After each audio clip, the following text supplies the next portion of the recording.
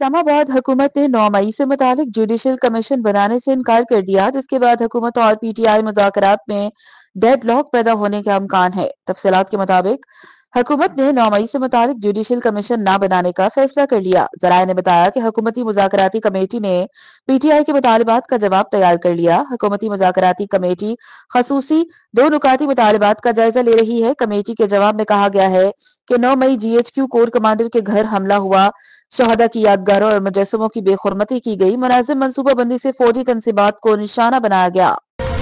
Washington Donald Trump ने अमरीकी सदर के ओहदे का हल्फ उठा लिया। गैर मुल्की खबर रसाई इदारे की रिपोर्ट के मुताबिक डोनाल्ड ट्रंप ने अमरीका के 47वें सदर के ओहदे का हल्फ उठा लिया।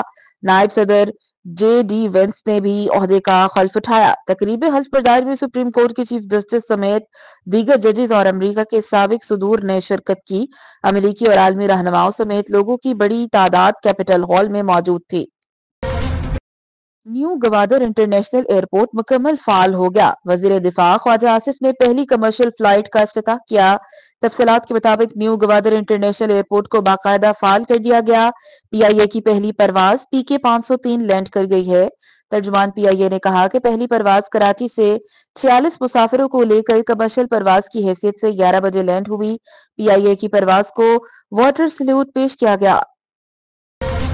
नौ मुंतखब अमरीकी सदर डोनाल्ड ट्रंप ने जनूबी सरहदों पर नेशनल इमरजेंसी का ऐलान करते हुए कहा कि दुनिया भर से जराइम पेशा अफराद हमारे मुल्क में गैर कानूनी तौर पर दाखिल हुए। आज से हम लाखों गैर कानूनी तौर पर आए लोगों को वापस भेजेंगे।